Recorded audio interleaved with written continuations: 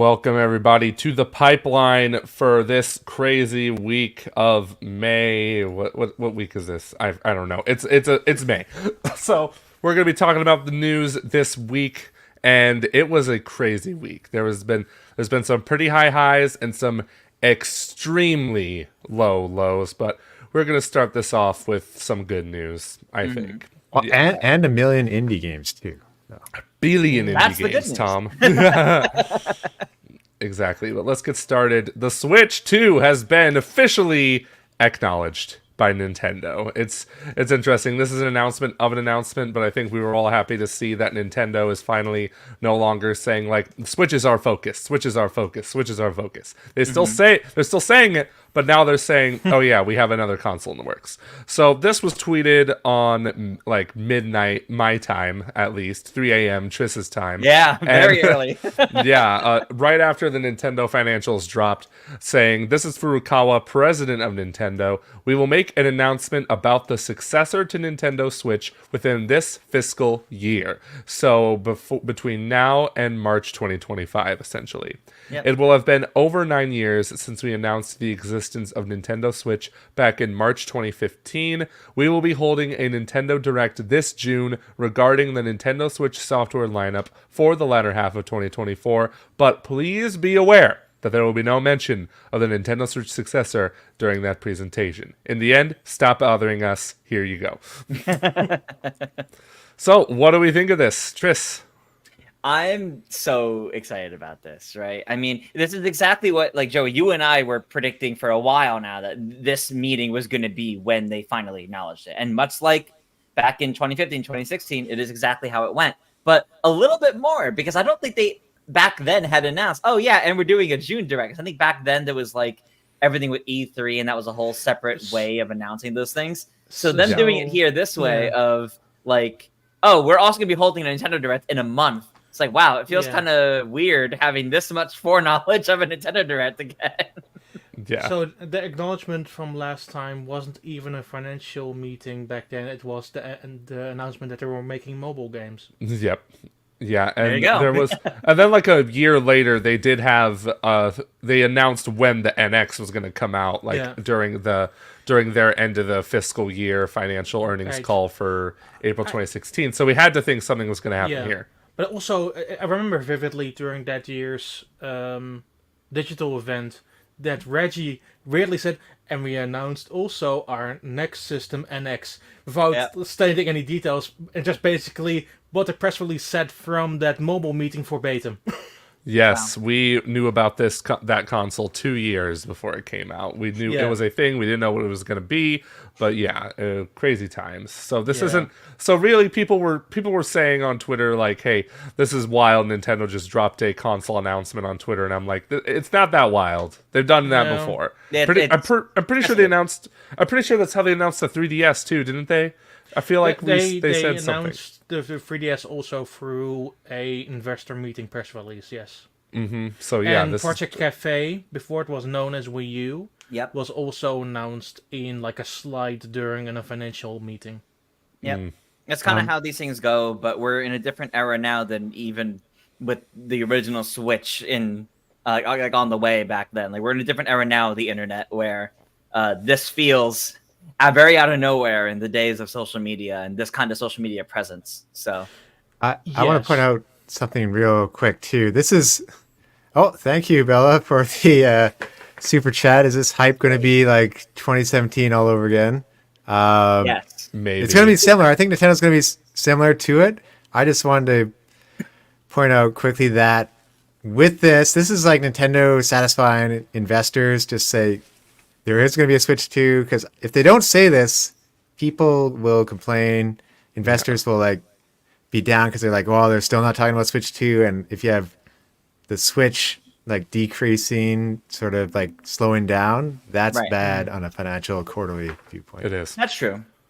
It is the first time though they haven't mentioned either a code name or tell us exactly what it is. So basically, we just keep calling it Nintendo Switch successor for the next several months. Right, but they actually did say what it is, kind of. I don't know if we have the link for it, but during a Q&A, Furukawa, what happened? It's white. Oh, there we go. Yeah, Sorry.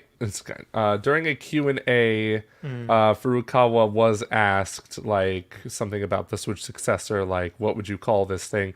And he said that that Switch Next model would be the appropriate term for it. Yeah, basically here it was Switch Next model was the rough translation. Now we have the official translation, and the official translation does say successor to the Nintendo Switch. And the question is more specifically posing how the Wii U was phrased as the successor to the Wii, whereas the Switch was phrased as like something completely brand new. And this was basically asking for clarification, like, are you using the same phrasing on purpose?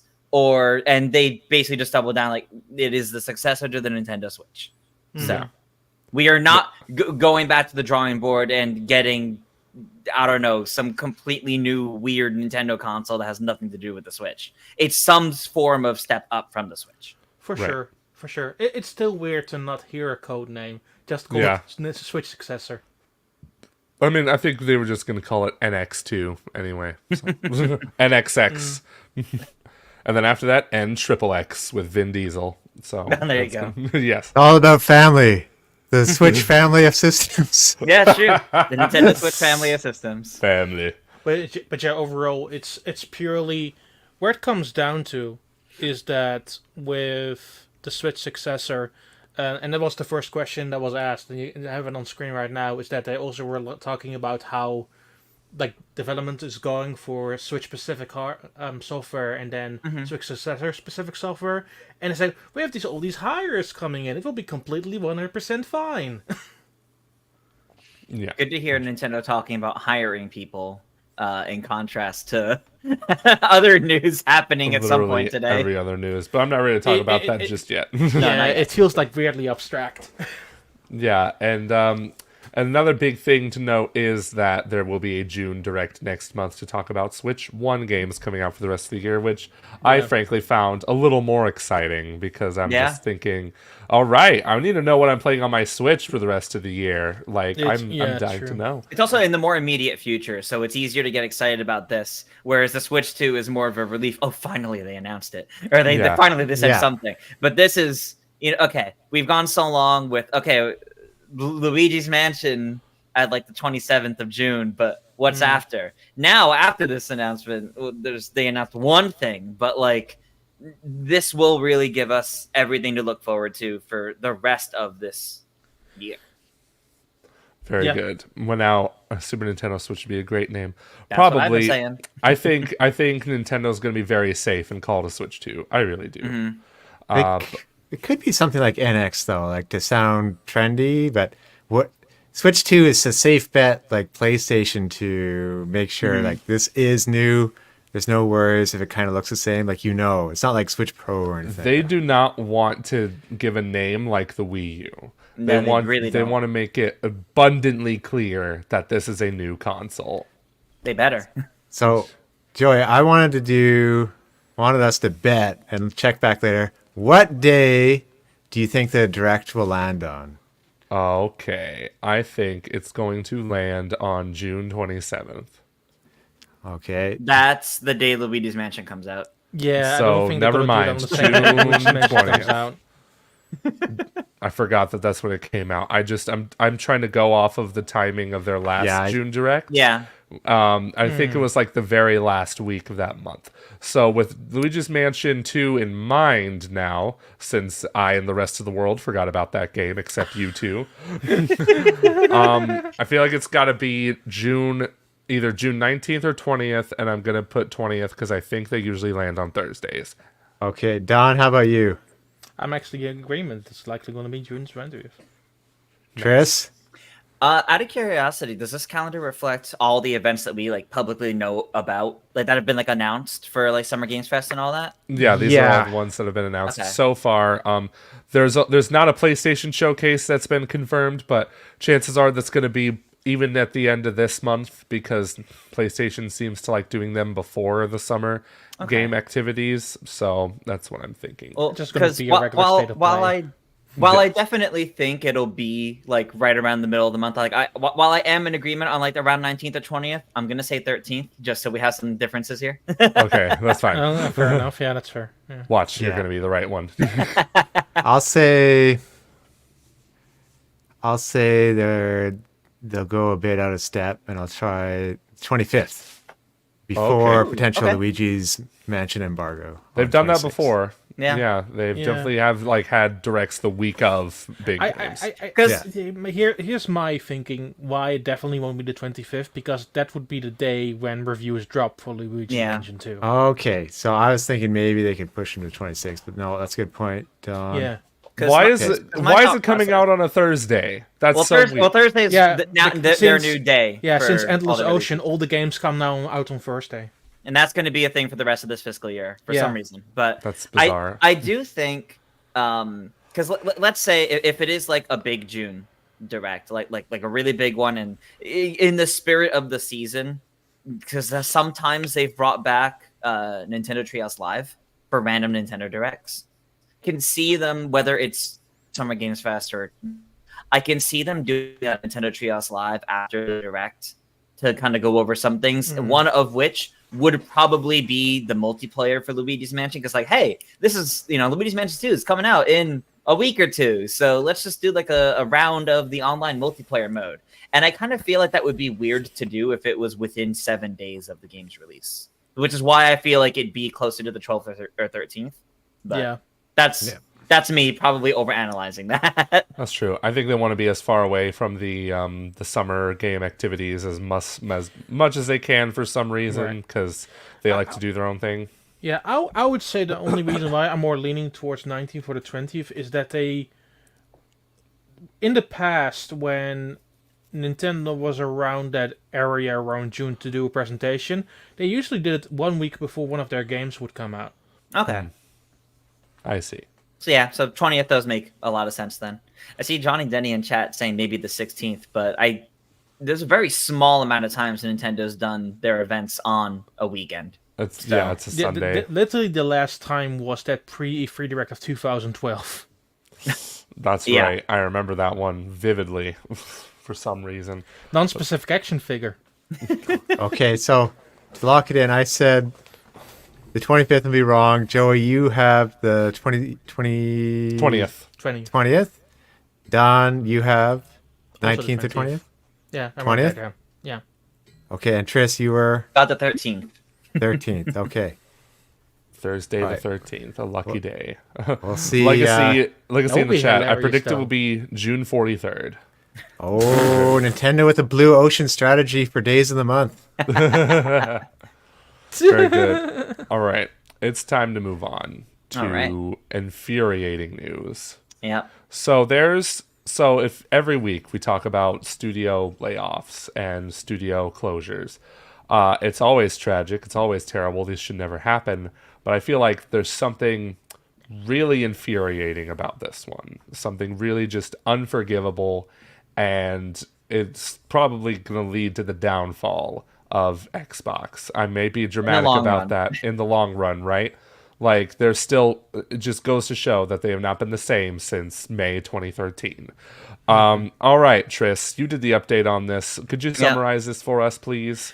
So basically, Microsoft announced that they are shutting down quite a few amount of their studios, and that they rather recently acquired, all things considered.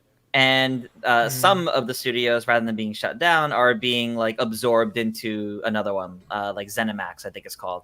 And one of the biggest highlights from this is specifically Tango Gameworks, the developers of Hi-Fi Rush, are one of the ones that are shut down, which has sparked huge conversations across the industry of how can you be like, what does it mean to be in this industry, to create a multiple award-winning game that is considered very critically successful and still get shut down around the time you're pitching a sequel to that game. That says a little too much about what's happening at like the top level of the industry right now, which sucks. Yeah, It's infuriating. Among those studios also is Arcane Austin, who's known for creating some fantastic games like Prey, among other games. I don't Yep. remember off the top of my head. They're just coming off Dishonored. of Dishonored, right? Yeah. I didn't know that was Arcane Austin. I thought that was another. Well, Arcane. a partial of the staff were just in the past one studio. I see. Some of the staff, including one of the head founders, created Austin. So basically, half of the two sites that split off is now being shut down. Yeah. I see. Yeah, and they also just came off of Redfall, which did not get great reviews, to say the least. But even still, did not deserve a shutdown at all. It's just like it just goes to show you create. Yeah. It's like you could create one flop and get shut down, even though you've had a great pedigree of games, or you can make a critically acclaimed, highly successful game and still get shut down. So let's scroll down on this, Tom. Let's see the other studios that got shut down. They deserve to be known. They're at the top, actually. That was it there at the top? Yeah, Okay. yeah, they were in the top, yes. Thank you. Alpha Dog Games, maker of mobile game Mighty Doom, will also close. Roundhouse Studios will be absorbed by Elder Scrolls Online developers ZeniMax Online. Yep. And I think that's it. Those are the four, yeah. Yeah, Tango Gameworks and then Arcane Austin. So just absolutely infuriating. And it's just like Xbox goes and acquires all these studios, and for what? To shut them down? What's going on? This is Yeah. just... yeah, and it kept getting worse this week too. Xbox did not do a good job at damage control, if you will. Not at all. So this comes to us from Shinobi. This before their closures, it was reported Tango Gameworks was in the process of pitching a sequel to Hi-Fi Rush, and Arcane Austin was looking to return to its roots by pitching a new single-player immersive sim game, such as a new entry in the Dishonored series. And now we know that's not going to happen. But what I find more crushing about Tango Gameworks, obviously, for the longest time, they were the person in charge was Mikami, who obviously left about a year ago, and he stayed longer to make sure that studio had its own identity to move forward without him. Yep. And literally a year later, it got shut down. Yeah. Absolutely. Like he was all about bringing up other developers and kind of mentoring them to let them do their own thing and kind of staying out of the picture. So I wonder if this will lead to another Kojima situation, like when Kojima left Konami and then made his own studio. I wonder if we'll see something like that I think in the that's industry. I think that's what he's doing. I could be wrong. I don't know. But let's move on to the VGC article, Tom. Saying here, Xbox President Sarah Bond has spoken more about this. She says studio closures were made to keep business, quote unquote, healthy for the long term. These were the same people, like not even last year, saying like we bought these studios to make sure like they get the most out of their development tools. They were so keen on supporting these developers, making sure that they stick around for the long run. And what do? The opposite. Complete, pure, utter hypocrisy. That's not exactly healthy for the long term if you're getting rid of the studios you wanted for the long term. Yeah, and it's just like now your other studios, like the people in your other studios are scared out of their minds because even if they're making a great freaking game, they don't know if they're going to have a job. Yep. yeah, they need some reassurance. Like it's one thing to buy up all the studios. It's almost like an Embracer situation if you think about it. Buy a bunch of studios, then it's like, oh, we close them down. But I was thinking about this. Is this kind of like what Sony did, where it's like we are aiming for huge blockbusters and they closed down a ton of their Japanese studios? It's kind of like this, but more public, maybe because it's not in Japan as much. And another thing, could you imagine if they are filming another documentary at Double Fine right now?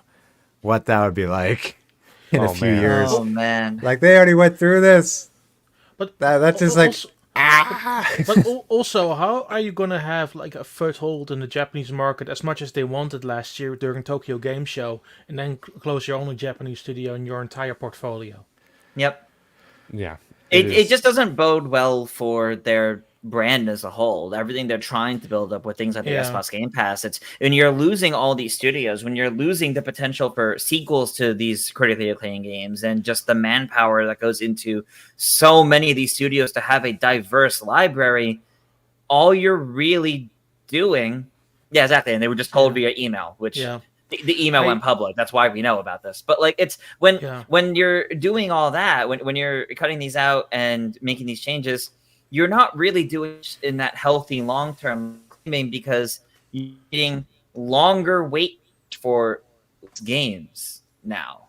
And that kind of reminds me of like what at this point, probably like months or years ago, when it was like, oh yeah, Activision's moving all of their studios to working on Call of Duty instead of all their other IPs. I remember that like also took the internet by storm when that happened.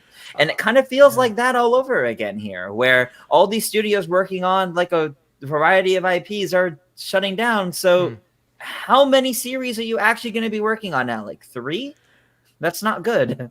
I will say this, and this has been my feeling on the longest time. So with Xbox, obviously after Sega went down as a hardware manufacturer, I moved on back in the day to Xbox because they got a bunch of exclusive there. So it was always my home next to Nintendo. I think for the first time, I have no intention of touching my Xbox. Yeah. Because they just erode too much trust in me. And it's always been next to me, next to here, to my Steam Deck and to my Switch. Right. I think for the first time in a while, I'm going to lock it up and change it here for the PlayStation 5. Yeah. Because it hurts too much thinking, oh, we acquired a whole bunch of studios. We wanted to build an entire portfolio around Bethesda and Activision. And then first Activision, a few studios and a few people like earlier in the year. And now this. I don't think this is a good look at all. No, it's a very bad look. I also wonder how much this actually will affect Xbox's brand, because who really outside of our like circle is going to care about this? The people who aren't following the gaming news, they just buy Call of Duty every year. Thank you for the super chat, Edward. Appreciate it so much. No comment given, but that's Thanks, okay. Edward. Yeah. But even still, what? I just want to say real quickly too, like what's going to happen with the Hellblade studio? I think that'll be a telltale sign once they do the game. Man, I'm so scared for them. Hey, it won't reception won't matter. We already know that. Yeah, it's freaking ridiculous. And Phil Spencer should resign, or something. I don't even know if this is like straight up just a Phil Spencer problem, but it's. I'm gonna address this right now. Mikey Barra's comment on this. Oh my god! Oh my gosh. Tone deaf to the max. Just like, oh, Phil feels so bad about it. Fuck Phil's feelings. I don't care. Yeah, 100%. Fuck Phil's feelings. It's all about people's lives, and that should just uprooted for no apparent reason whatsoever. There are also like foreigners in Tango Gameworks who require work to stay in Japan. Yep. Yeah. Yep. They cannot just move to another studio just in a moment's notice. They have to find something quick and fast. Like it's one thing if it was like a decision where it's like, okay, last like 3 games by the studio haven't really been doing all that well, and what they're pitching right now doesn't sound like it's going to be doing very well, but we'll give them like a heads up, if you guys don't come up with something that sounds like it'll be a hit within the next like X amount of time, we may have to shut down the company. And that gives that unfortunately motivates people, kind of lights a fire under them to do something. But that's not what happened here. This was a wake up one morning, here's an email to everybody, sorry, your studio's gone now. Yeah, Edward said, I don't know what, Edward has been saying this for a while, I don't know how true this is. Phil Spencer didn't make this decision, this came from higher-ups at Microsoft that are above Phil Spencer's pay grade. I don't know what the source is on that, but like, I know there's multiple people involved in this situation, but still, it's like, Phil's been in charge of this. I'm going to say this in a very clear fashion. Microsoft makes a profit. What do you mean? It ultimately, it doesn't matter if it came from instead of head of Xbox Phil, it came from someone higher up at Microsoft.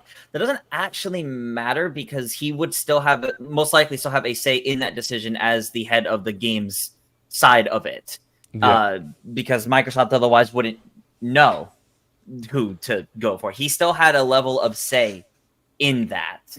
That's And that's just kind of how business works in that case. And ultimately, sure, maybe you can argue there was no good decision there, but at the same time, when the company's being as like the main company is as profitable as it is and still making as much of a success as it was last year, why is there even a need for this? Yeah. Yeah. Yeah. Here's one like you, Don. Sold my Xbox, done with all the hype and lies. Yeah. I'll be honest, I'm too invested in the ecosystem to sell my Xbox, Right. but it's not something I'm gonna touch for a little bit, for sure. Yeah. Yeah, I might touch mine to play that cat indie game that just came out on Game Pass. Oh, I got that on Switch. Oh, nice. I found it if I find out something's on Game Pass, I play it on Game Pass. But Yeah. Understandable. yeah, there's I gonna always- be yeah. I always What hate was that, Tom? forgetting. I said I always hate buying a game, and then it's like, oh, it's on Game Pass, and it's like, wow, I supported the developers. That's true, right? Honestly, my concern from all of this, though, is how the studios that work with and are partnered with Xbox, how they feel about how many of their games become day one on Game Pass. Because ultimately, as good of a deal as Game Pass can be, and as cool as it is with its library, ultimately putting something day one on Game Pass means it's not going to make as much money as it could, because theoretically, because more people are going to opt for playing it off of Game Pass instead of going to buy it. And then what? Microsoft and Xbox can use that against them to say, oh, well, sorry, this didn't really meet sales quota. It's like, well, that's like trapping yourself in that loop then. And But now they're talking about also- increasing the price of Yeah. Game Pass, apparently, which is But- just like perfect timing. But I also saw some comments saying from, oh, but Hyper Rush likely wasn't profitable enough. But Aaron Greenberg literally said so a year ago. Yeah, that's true. Yeah. It's Yeah, he just did. not super profitable, maybe. But even still, it's just like it's a big hit. People really liked it. People were we were reporting on Hi-Fi Rush. Feels like we're reporting on Hi-Fi Rush news every week here. Like, is it coming to Switch? Is it not? Who's to say? But now it doesn't seem like it is because of this. So I'm not sure. I mean, I'm not even sure at this point. I mean, it could be done, but who knows, right? Yeah, that's for sure. But yeah, this is just very sad, infuriating news. I will say one more thing that was Yes. hilarious this week. After this Uh-oh. old news broke, you know what the one of the headliner game was in this month's Humble Bundle? Oh no, Hi-Fi Hi-Fi Rush. Rush. You know what else happened like an hour after this news broke? Microsoft announced a new controller with a flame pattern, and the headliner for it was "Feel the burn today." Before they Yeah. realized, hey, maybe that doesn't sound good, and they changed it like 2 hours later. The tone deafness is It was unreal. absolutely toned down. I So- think that was a case of departments not being in, like the marketing department not being in Right. the loop of what was happening. But even still, that was not a good look. I'll say a crappy thing with all this is like, did they announce this right after the Switch 2 was mentioned to hopefully like have it Right buried? after. Yeah. Right after. So it's like, that's a crappy part about PR. And it got anything but buried. So glad that didn't work. Yeah. I think it's also worth noting how much this is probably going to affect their already announced Xbox things for next month. for Oh, Summer yeah. Game Fest. Like, they've already announced these things. Oh, you know, there's going to be a lot of people angry if people, you know, the people that care about this are still going to be angry at them during that. I'm hoping the general moved on at that point a month later, but we'll see. There's so many games out there. Like, it could have been a great year by the sounds of it later on, but so many games. Like, I can play other games if I want to. So Yes, exactly. We'll talk about the week of indies here in a bit, or we can transition to that now. I think be we're a good going time. to Sonic Rumble. Sonic Rumble. Yes. Let's get ready to rumble. It's the exact same thing. Yes. Not the best boxing game on Dreamcast, but it's okay. Yes. So it's funny. Shadow's like at the very front. I feel like Sega's finally realizing, oh, wait, people love Shadow. What have we been doing for the past 5 years? I mean, this year is the year of Shadow. Exactly. Yes, so Sonic Rumble. I actually have not seen anything on this yet. So Tris, tell me, you did the video on this. Yes. So Sonic Rumble is an upcoming mobile game that has a beta test happening in like a week or two. It is basically a Fall Guys like Sonic game, up to 32 players, battle royale, party game style thing. A lot of like hazards and obstacles and missions that seem very similar to Fall Guys, but as its own Sonic game with a lot of characters, as you can see even just in this image. And it genuinely seems like a cute and fun experience. I just hope it runs well because it's just a mobile game. And 32 players kind of sounds like a lot for something like that. But I'm interested in how it goes with the beta test. It is not on Switch. It is only, as of right now, it is a mobile-only game that is releasing this winter. With a beta test that you can sign up for that is happening later this month over like one weekend. I think it's like the weekend of May 25th, I think. Is that Zavok on the left there? Yes. On that, Yes. Why is Sega trying to make this man happen? It's not going to happen. I'm sorry. It's been over 10 years. Happen when it already exists. Yeah, so we see the images of the game in action. We got SBO the Chameleon up in here. Hold up, that's cool. Yeah, it looks like a Sonic like Adventure 2 style stage there. Yeah, this game looks it pretty just rad. seems like it's going to be a fun time, honestly. Yeah. There's also a trailer of this on YouTube, but it was very short.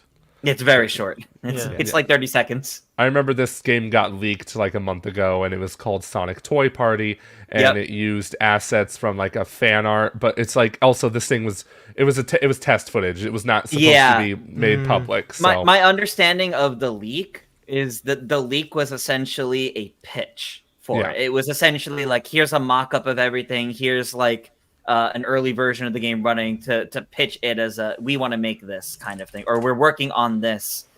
Can we greenlight it to keep going? That's my understanding of what the leak was, which is why in my video when I went over like everything we know about the game, I purposely didn't talk about the leak because that's from so early. It may not reflect anything in the final game. Like the leak had like Chow in it as like little like following things with the characters.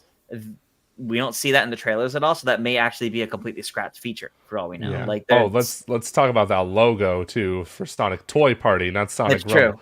Yeah, this looks like Sonic Shuffle for one. The logo, More the new party one. games. Yeah, It does. Yes, but now but originally they had Sonic Toy Party, and it was literally the Toy Story font and everything. That was funny.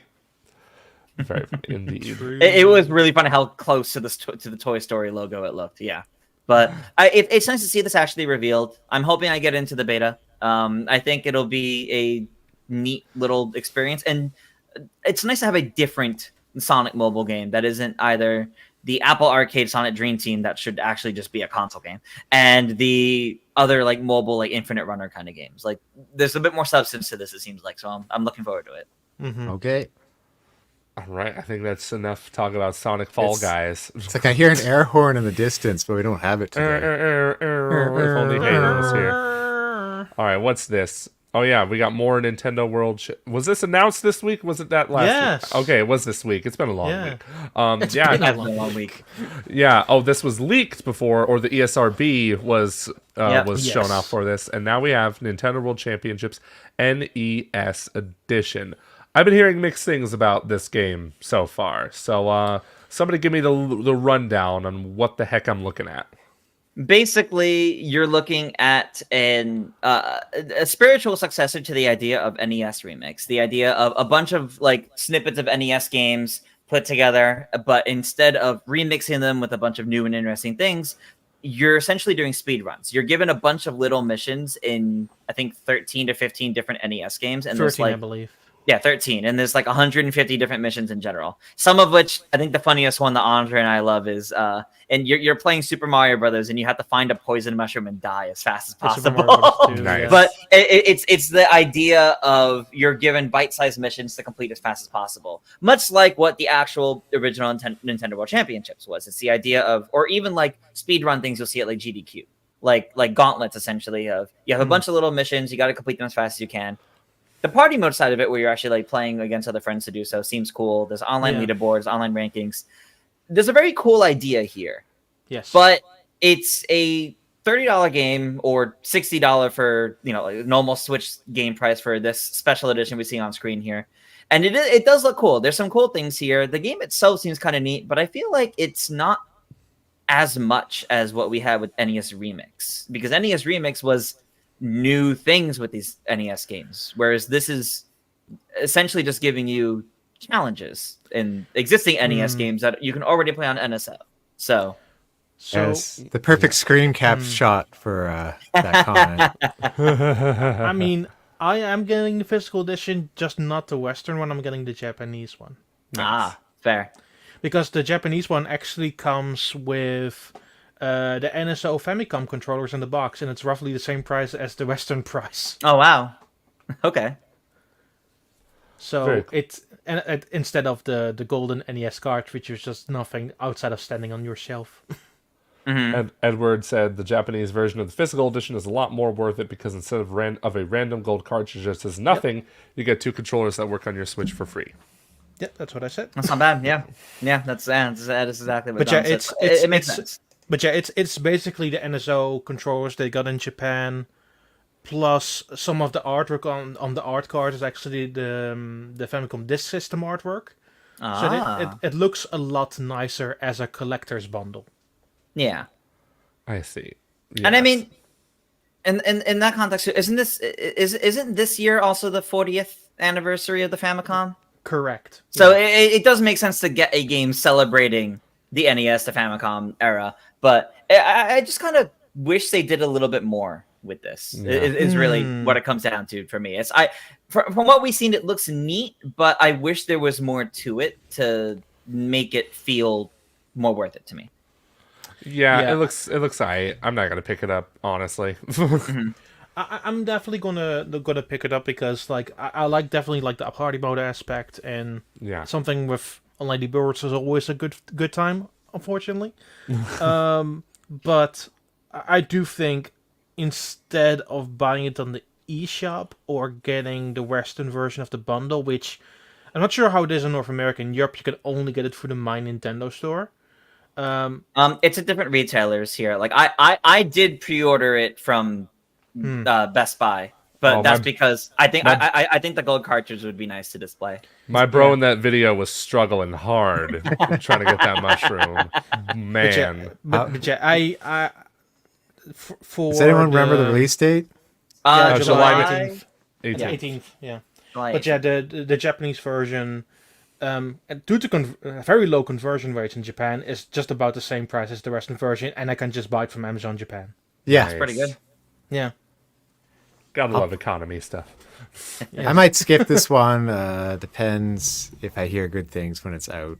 But right now, it does not sound the best. There's so many indie games, so at the very least, it's nice to see that they announced another game after Luigi's Mansion before the Nintendo Direct.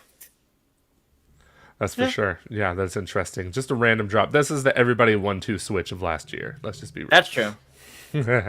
All right, moving on. So everybody wants to Switch is worse, though. Yeah, it is. Way worse. All right. And company first, Nintendo nominates 3 women to board of directors. Very nice. This comes to us from Kotaku.com, saying Nintendo is perhaps the longest running gaming company around, and perhaps due to this fact, it has largely remained a bit of a boys' club. But they're attempting to change things for the better in 2020 when they nominated its first woman to the board of directors. Since then, the company has vowed to hire more women, who currently make up only 4.2% of managers across Nintendo's Japanese offices. So this is nice to see. Very nice to hear. I don't know how much this is really going to affect the company, but it's nice to see that they're trying to be diverse here in that sense, and I think it's a good thing to highlight and acknowledge. And I think it helps too in higher up positions for a lot of decisions for games. I think it helps a lot of it might help a lot of like executive decisions on a lot of these games feel a bit better too when you have more people involved that might be more willing to speak up on certain issues or certain feelings from things. I do think there's not like many also from like a creative perspective, many women in charge of like Nintendo development eras. Like the major one I can think of is the director of Animal Crossing. Mm-hmm. yeah. Yeah. Oh, we I didn't know. interviewed I didn't her, know. I think. I didn't know a woman directed that game. That's cool. Yeah. Yeah. Yeah, with New Leaf, she did it together with a man as co-directors, and for New Horizons, she was on her own. I see. That's really awesome to hear. And it's one of Nintendo's most successful games and one of Japan's most successful games as well. And the women in question for the board nomination are Miyoko Dime, I'm going to butcher all these names, Eiko Osawa, and Kiko Akashi. Might be Keiko, but Keiko. That's Keiko. yeah, I think you did a pretty That's good job, Keiko. Joey. I took Japanese 1 in 11th grade. I remember some things. Here with Nintendo though, they do have, I believe, they do try to have more women in their making games, which I think is why we get kind of a different look to their games sometimes. So this just helps it that much further, and great to see. Also, I think someone said some comment about Kotaku. This is Kotaku Australia. It's a little bit different, but Yeah, Yeah, you got to read this in an Australian accent. it's the better version of Kotaku. Wow. All right, let's move on, shall we? what do we have left even? Oh, here we go. I hate this. Nintendo believes game development will increase in complexity, requiring more time. This is the problem in the entire industry. Games are taking too long to make, they're getting way too complex, and as a result, companies are just only focusing, like we said, on like one IP or two IPs max, and it's just getting frustrating. But yeah. I feel we already had this conversation before when they switched to the Wii U. because they literally said, unfortunately, games will take more development time than we initially expected. And that's how we got the first drought in the first 3 months of 2023 when it came to Wii U games. Yeah, Yep. really. Yeah, so that's the thing, right? Nintendo still has a ton of internal studios, so who's to say if they'll even have droughts?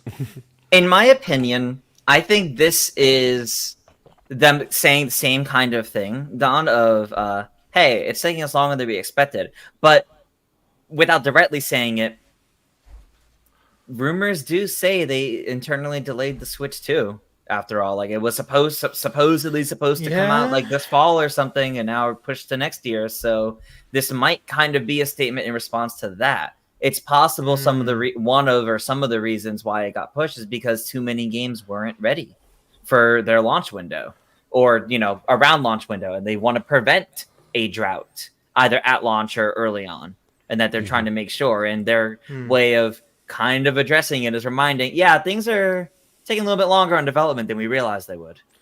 But yeah, this is an older version of the quote, because that full quote is also in the English translation that was up today. Right. But it roughly comes down to the same thing. It's basically, we're hiring more people, and we are increasing our amount of developers over the next period. It will be fine. Yeah. Yeah, that's for sure. I'm just over here thinking one thing I like about Nintendo, and like it's kind of an advantage of them to not have the most powerful hardware, is that their game output has been great, like way better than and their competitors, just because games are taking just way too long to make these days, which is a problem, not a good thing. And yeah, that's what I feel like we'll see them continue to have a steady output, even with the Switch 2, even if their games do take longer to make. No, for sure. Yeah, so that was... I'll say quick too. Like I was thinking about this, they're behind in graphics, Joey. So you're right there. But part of it is like networking. I don't think networking like games changes. Like I think that's the same. That's still tough. Moving up, if they are moving up a resolution bump, that's like the Wii U, like Don said. And just in general, like we expect bigger experiences. Like in my mind, I don't see the triple jump from Mario Odyssey to like a new one on the platform, but obviously there's still challenges, more staff needed, takes more time, coming off a pandemic, like loads of factors. And as Joey, you've been sort of saying, Nintendo's the only one seemingly not on fire, the only game development company. So maybe they're doing something right here and taking their time. Maybe they are. Yeah, like every other... their competitors are setting themselves on fire. What PlayStation in that Helldivers 2 Yeah. situation, and then Xbox being Xbox. But it's also because the Switch actually has a very high sell-through rate, not only on hardware but also on software. It's like the highest it's been for quite some time. I think since the Wii. Yeah. So like a general consumer who buys a Switch buys around 4 fully priced retail games at minimum, which is already higher than most platforms in general. Because in Europe, most people who buy a PlayStation 5 buy it to play a football game / soccer game. Yeah. Yep. That's fair. That is totally fair. But shall we move on? Thomas. I Yeah. used your full name, think so. so you should be scared. I'm just I am. Right, Joseph. Oh no! Daniel. I don't know. Don's full name revealed this pipeline. Yes, exactly. Is there anything else, or are we moving into topical freeze? What's happening? I think that's it for news. We have to decide on a topical freeze. Oh, that's right. Let's just do both because we have 15 minutes left. That's plenty of time to do both. Yes. All right. So let me open up the doc of what our topical freeze idea That's is. exactly what I just did. Yes. Yeah. Show me, Tris, because I'm lost. I can't find anything on the Discord. Help me, please. We had Helldivers 2. What would a 2-console world look like? And every game company but Nintendo is just pooping themselves. pooping themselves. I changed your wording there. That's right. Yeah. So Oh, we got a nice one from Alan for later. We can do that after as a lighter. Oh, That's like a nice thing to Alan. mention, yeah. Yes. Yeah, that Good is old very Alan. for sure. Yeah. Shouldn't you be at work, Alan? Get back to work, scrub. Let's. Now Alan may cry. Wait, that's his username. Shoot. Yes. Alan may cry after what I'm about to tell him.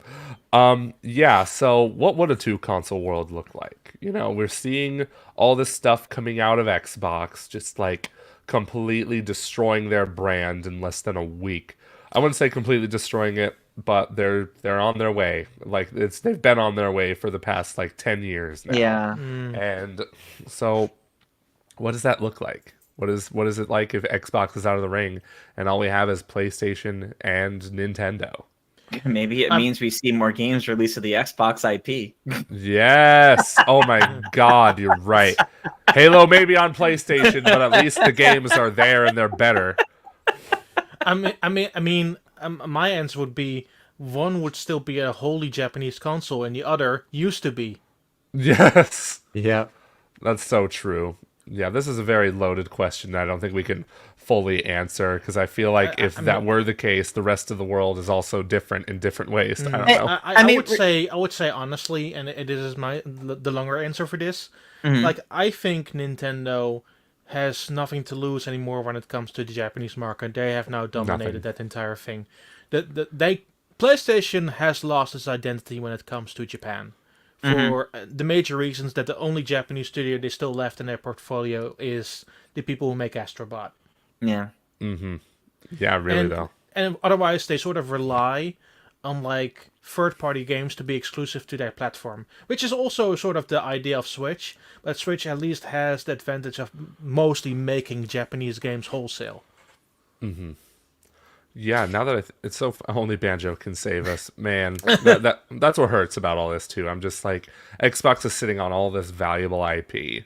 Like And- realistically, at least to me, the idea of a 2-console market doesn't actually feel too impossible to look at because of Yeah. how much Xbox has done over the last few years of making like so many of their exclusives aren't exclusives anymore. They're now on other platforms. They're trying to make it available to other platforms, and I feel like we're looking at a glimpse of what it would look like with no Xbox console in the running, and it really is just most of Xbox's IPs end up on PlayStation for the graphical and hardware performances, whereas they end up on Switch for the more like fun and like indie scenes, especially.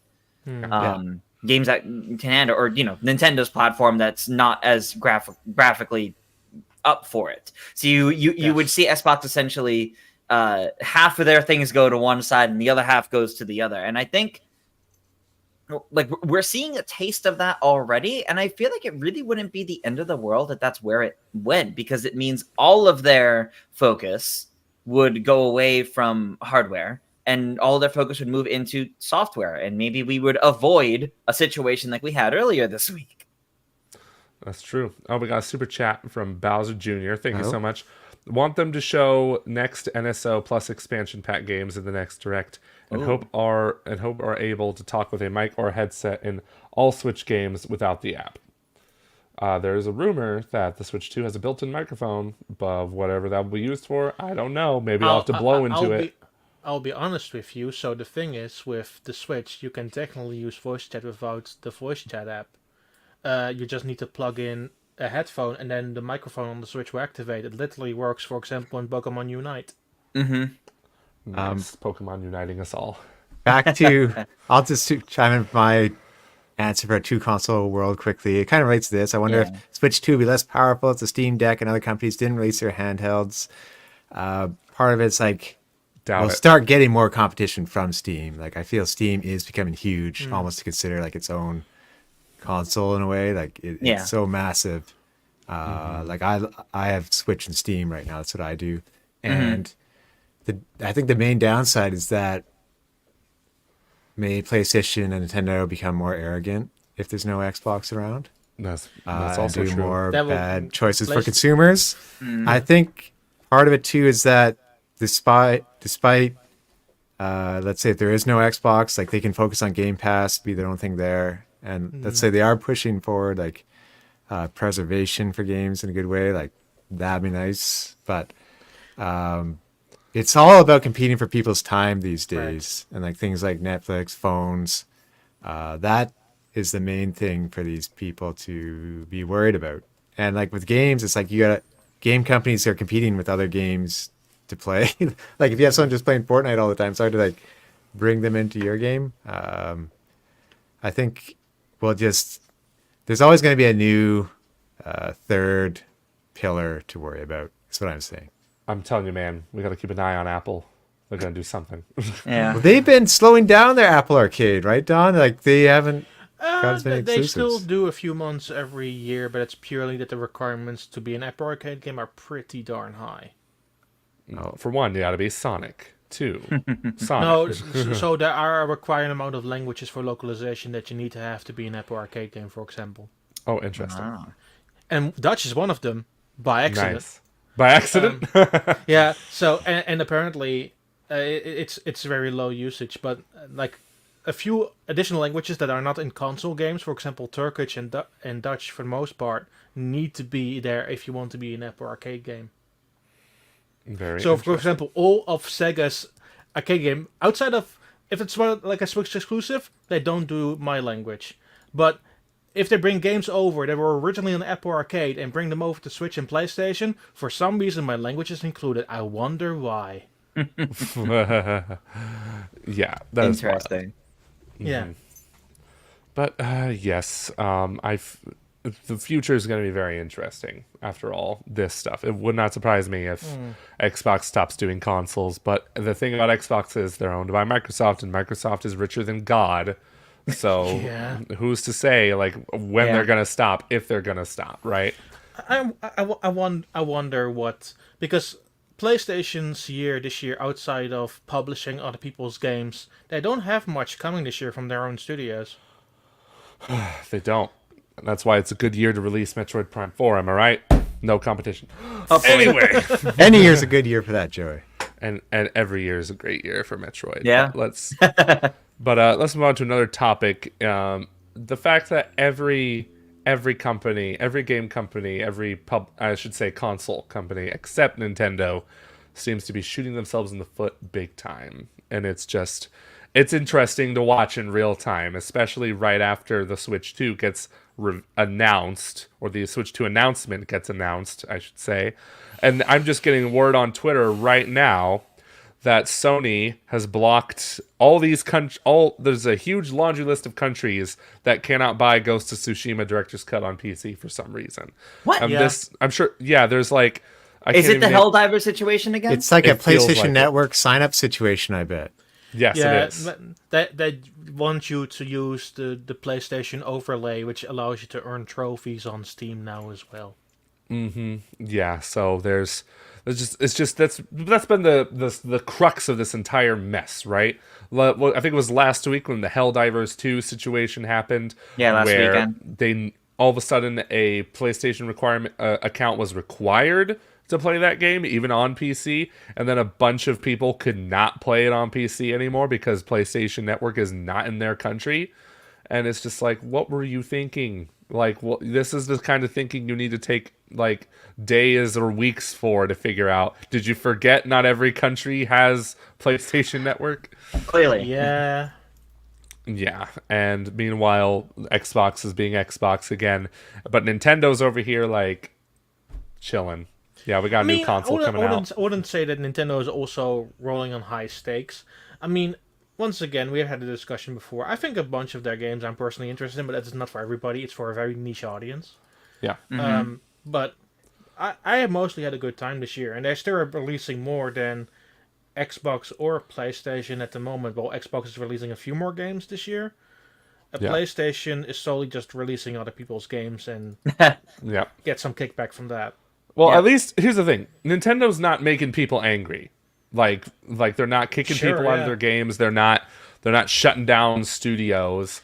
And they're I just will- like, yeah, I mean, they are DMCA heavy. But Yeah. they are. That's Yeah. true. They've I was, always. I was gonna say it's not that they're not making people angry. It's that the other companies are doing unreasonable things to make people reasonably angry, whereas Nintendo's doing things that make specific communities angry. Yeah. That's true. A little Yeah. bit different there. I'm not surprised by DMCA's from Nintendo anymore, and I don't think anyone should be. They just protect I them mean, for the their whole IP, that's really it. situation around the community from Smash Brothers, which is still ongoing in multiple ways or another, is either hilarious or dreadful. Yes, that's so true. I can't even follow that Smash Bros. Drama anymore. I'm just like, I can't even be in that scene because it's just all I hear is it's a war out there between Yeah. Nintendo and the Smash Bros. Community. I mean, the tournament guidelines went over really smooth those few months ago. Yeah, I Very forgot true. about that. Yeah. I don't really know if like there's any specific topic or question to ask about this. I'm just thinking it's interesting to see this happen this week and like to an extent sometime last week as well, where this is kind of working in their favor a little bit because it's like PlayStation's pissing people off, Xbox is killing people's jobs, and Nintendo's just like, oh yeah, we have a Switch 2 coming out. It's happening. Oh, what else is going? And then all of a sudden there's a storm outside of their offices, and they're like, what's happening, guys? Can you pin that in legacy comment because it's actually exactly what it is. Where's the legacy comment? Right, Yeah. it's a legacy tag. Yeah, even the Smash community. Yeah. Even the Smash community can't be pissed at Nintendo right now. We had 2 sponsored circuits and then shot ourselves in the foot by boycotting the company that actually got Nintendo to like us. I don't even know what's happening. I don't know the context behind it, but it sounds like a mess. So. Yeah, there were two sponsored circuits, and fans got angry at those too. So that was fun. That's What a mess. insane. What a mess indeed. But I think that about wraps it Yeah. up for this pipeline episode. Oh, What do you guys Tom say? has What do you a- guys say, Tom? Just real quick, what indie game will you pick up or play this weekend or recommend? Oh, that's right. Alan asked that question. So let's do this. Well, I've been hearing great things about Animal Well. So I'm Yes. definitely Nice. going to pick that up. Don, you got to play it. Give us a little bit of your thoughts. Oh, Animal Well is like a Metroidvania, but not really in the combat aspect, but more so in the discovery and how many secrets that game has. It's so much fun. Yeah, I can't wait to check it out. I've heard it's best to go in as blind as possible, so I'm going to do that. So absolutely. So we got offered a way to get more hints. I completely forgot those, and maybe if I went for those hints, I could have finished the game on time. But I'm also honest. It would ruin the experience because it's so novel in how it lays out those secrets for you and how you interact with the environment and combine items throughout the game. It's really good. That's cool. It's a good start for Donkey's publisher. Was it Big Mode Games? Big Mode Mode, Games, yes. yes. Big Mode Games. Good for them. A mega hit. I believe the game has 91 on Metacritic. Yeah, they're saying 9 out of 10s are bringing it down, but Dan Edelman behind Axiom Verge and stuff, like helping to publish that, helping that developer, Tom Happ, you just know that was a good starting pick. That's That's very true. That good. experience. Yes. But yeah, with the developer of Animal Well, Billy Basso, he worked on it for almost 6 years. Yeah, So, That's really good. yeah. Yeah. I'd say it could be even longer. Yeah. Could be, yeah. Tom, are you playing anything? Okay, I have to catch up another Crab's Treasure. Like people are saying, I still have to beat that, but I am tempted to, like, I recommend Crow Country because I did review that. Check out my nice. review. Yes. If you've played Resident Evil 4, I highly recommend Crow Country. It's not quite as much action focused; it's more puzzle. But right now, yeah, tempted by Animal Well because of the spoilers and maybe some surmount the mountain climbing game Yeah, with Dawn if we Surmount, have time. yes. Yeah, I've been playing that a ton too. Surmount is also a lot of fun. It's like DK, what's that climbing game called? Their DK climbing King game. of Swing. King of Swing, but like 100% insane and over the top. I love it. That's so cool. There was another game that came out on, like I just mentioned, on Game Pass, Little Kitty Big City. Yes. It got decent reviews, but to me it looks like Stray, but better, but good, I should say. I freaking hate Stray. So I much. would choose Little Kitty Big City over Stray. Just Yeah, for the, Stray was overrated as hell. air horn. but- Tris, what would you choose? I am also like you in the middle of another Crab's Treasure. Definitely need to catch up on that. I'm not like super duper far in, but I have enjoyed everything I played. Probably a bit of that, and I did pick up Little Kitty Big City. I haven't started it yet though, so I'll probably start that. I think one of the not I think I know like the biggest release, one of the biggest releases this week was Hades 2 in Yep. early access. So it's going to be in that phase for a while, like the first Hades was, and I haven't played it. I like just got done with like a full run of Hades like a few months ago, so I'm all tapped out on that gameplay style. I'll play Sure. it when it comes out and it 1.0 comes out, but yeah, hearing nothing but good things. Of course, it's Hades too. Like, what more could you ask for? Shocker, it's good. What? Believe it or not, Believe it or Tris. Yes. Any other indies we're missing? There's always indies coming out. Support your indie games. There's so everybody. many indies this month too. Like it's Yeah. kind of wild. Like there's a lot of good indies this month. I'm looking forward to ones like in like the later half of the month too. But Never heard Don't of skip this on one. Curse of the Dead Gods, great roguelite as well. Excellent. And speaking of roguelite, they I think Verge confirmed this, I'm not sure. The Rogue Prince of Persia was postponed Smart. because Smart quote move. everyone and their mom is playing Hades 2 right now, which is brilliant. That's real recognizing real right there. That's really funny. that reminds me of Final Fantasy 14, the new expansion coming out the next month, Dawn Trail. They talked about how the early access at the end of June, they thought about making it the week before, but then the Elden Ring DLC was announced, and they said, no, we're going to give you a week for the Elden Ring DLC, then it's our turn. But yeah, also next week, Lorelei and the Laser Eyes is coming out, so I'm looking forward Yeah. to that as well. What I've heard from people, it's that it's very puzzle heavy, so it's nice to have a notebook next to you. Well, that's like being Next. Crow Country, but they were developers between Sayonara and Wild Hearts, right? Yeah, but also like more in line with their game before that, which is Yearwalk, which was also really eerie. Okay. But yeah, the next game is back in that sort of style, which I very much look forward to. Very cool. Yeah, I'm excited to jump into Animal Well. I'm gonna probably buy that right now. Heck yeah. It's gonna be exciting stuff. But thank you all so much for watching this episode of The Pipeline this week. Been a wild episode, if I do declare. And we will see you all next week as well. So bye bye.